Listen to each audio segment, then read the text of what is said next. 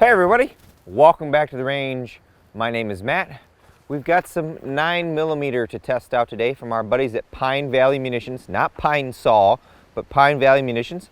This is their 94 grain frangible load in 9mm.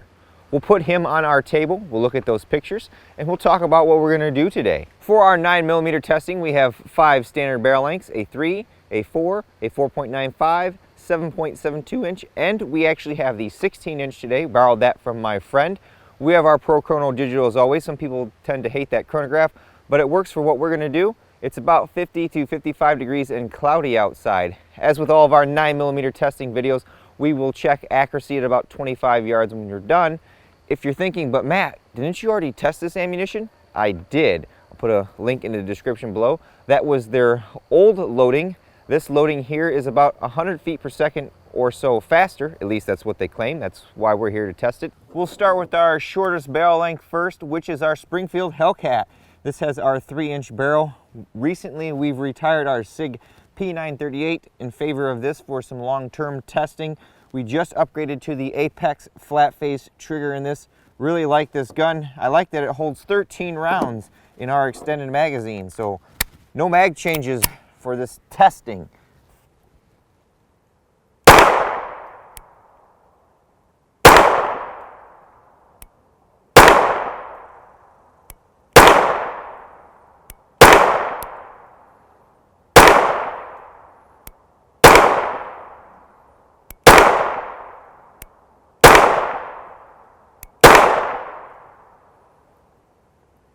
Seems to be a little faster. I'll overdub the spreadsheet of data from the last time we tested this. I know with the Evo we got 1375, so when we get there we'll see what we get for that. And now everyone's favorite Glock 19 Gen 4 MOS modular optic system. We've got a Holosun 407C on there. Really nice setup, very reliable. Not the greatest suppressor host in the world, but otherwise pretty good.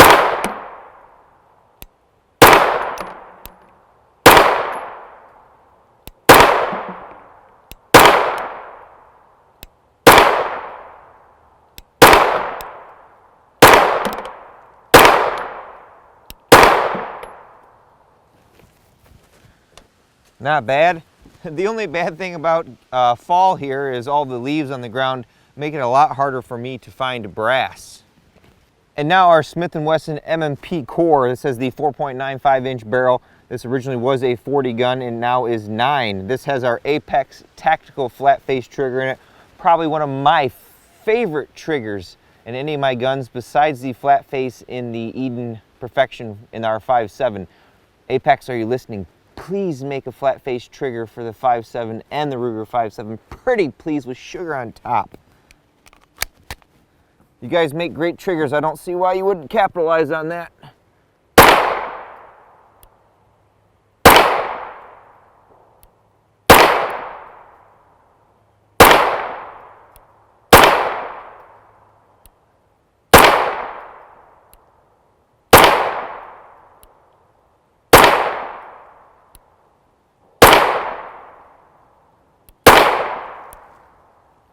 Not bad. We'll see if we get a velocity jump to that 1375 with the Evo.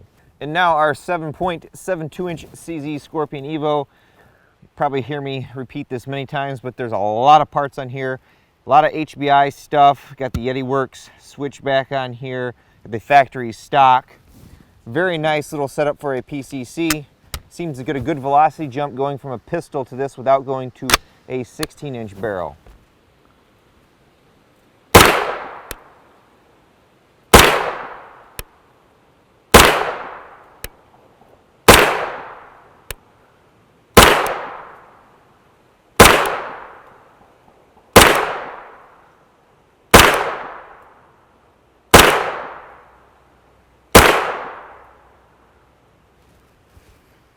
A little bit of velocity jump there, average over the last time. Now it is about 20 degrees cooler than probably the last time I did this, so you can gain about 20 feet per second if we jump up into the 70s, but we're still getting good function out of all of my guns. And finally, our 16-inch. This is a friend of mine's firearm that we borrowed, which is legal, YouTube.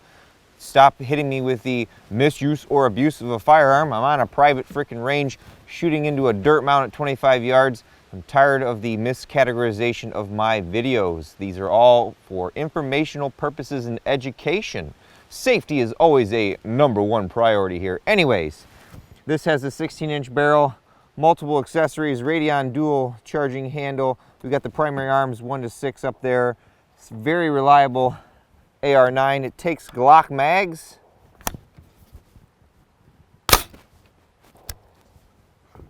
My little foam block up here isn't the greatest.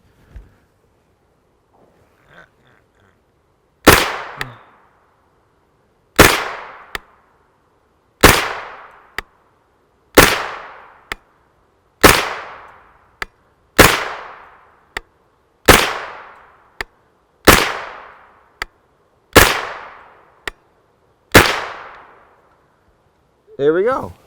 Now we'll get our target set up and we'll check our accuracy at about 25 yards using our 16-inch here. Here are our 3 Pine Valley 94 grains, 0.68 inches, 0.83 inches, and 0.71 inches. You can tell I got a little bit of wind today, but we're only at 25 yards using this 16-inch with the 1 to 6 primary arms with the KISS reticle on there. I'd say that's pretty impressive. Not as good as the Bellum 9mm, but a frangible load designed for shooting steel. Not going to complain about that in the least. All right, folks, while we have the opportunity, Pine Valley asked us to check this round in some clear ballistics gel. So we have our standard FBI block at about 12 to 15 feet. We'll use our little Springfield Hellcat, the shortest barrel length, and then we'll go to the CZ Evo, which is the longer but not the longest, and see kind of what we're going to get for penetration. If you guys have seen my frangible FR199 video in 5.7, that load kind of surprised me. It penetrated pretty deep and actually went through body armor. Now again, it's frangible, so if it hits something hard like bone, it's going to pretty much stop in its tracks, but unobstructed soft tissue, it's going to pretty much act like a full metal jacket. So we'll see what we get here.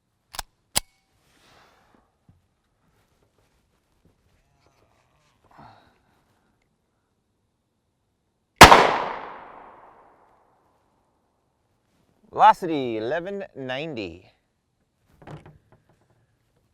And we'll grab a shot with the Evo.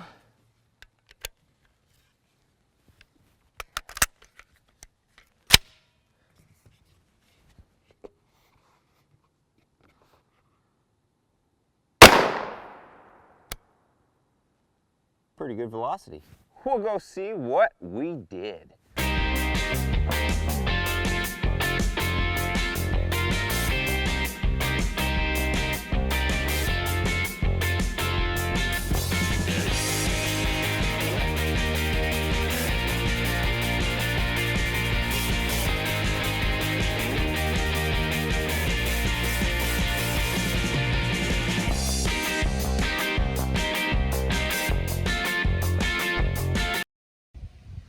Just as I thought, pretty much straight line, full metal jacket penetration all the way out to the 26-inch mark on the Evo and about 22 on the little Hellcat. You'll see on the Hellcat that bullet is base forward, so it did tumble at one point. The Evo is nose forward. Lots of penetration. There is our wound track. This one on top is the Evo, and this one on the bottom, it kind of intermingled with another bullet that we shot before, was the Hellcat. Looks like it tumbled like at 4 to 6 inches and then remained base forward the entire way. There's not a lot of disruption on that wound track. Interesting. So we know that it doesn't deform, and we know from the FR199 5.7 video that if it doesn't deform, maybe it's going to penetrate armor. We'll set up a 100% aramid fiber panel and see what this is going to do. We've repositioned our gel blocks and added a AR500 Armor level 3A Rime League panel. It's their budget entry level 3A. It meets the spec very well. It's a 100% aramid fiber or Kevlar construction. It's the yellow material through and through. See if we hit a good spot on it. We'll start with the shortest barrel length and then go to the longer one.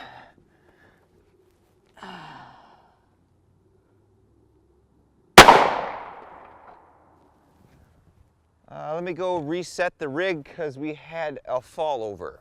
Sorry about that, folks. I got our stand set back up. We'll take a shot with the Evo and check out our results.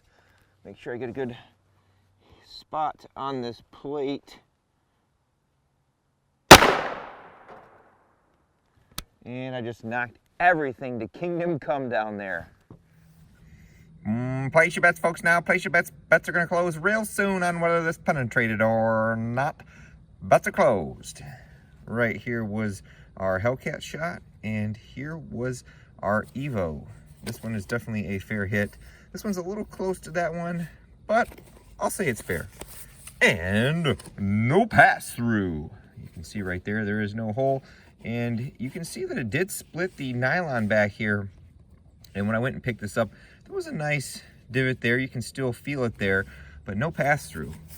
So our aramid fiber at that velocity is able to cause this frangible load to break up, likely because the cross section is a lot larger on this 9mm load than, say, the frangible from 5.7. Here are our recovered rounds from the bear gel. Little to no deformation on those. You can barely see the rifling marks on them as well. Probably would shy against this for any means of self-defense unless this was the only bullet that you had. Well, everyone, another solid loading from Pine Valley Munitions. The frangible loads are good for shooting steel. I didn't include any steel shots today in our video because last time when I was shooting .338 Lapua Magnum, the energy at 200 yards broke my 2x4 that my target was on and knocked it on the ground. Accuracy wise, we had really good accuracy. Normally at 1 inch or under at 25 yards is really good, at least when I've been testing 9mm. Velocity wise, we were a little bit short from the extra 100 feet per second that they claim that this lot should produce, but if you were having some reliability issues in some of your handguns before or in your PCCs, that extra oomph should get you there. As we come to a close on one of our standard ammunition tests, I'd like to thank my Patreon supporters, Pine Valley Munitions, for asking us to test this load for you guys. So if you come across this somewhere, you can hop on the internet and see how it did. And of course, you all for watching. I am totally not going to tell you that there is a traversal method to go to PVM if you so desire to acquire. Until next time, everyone, catch you at the range.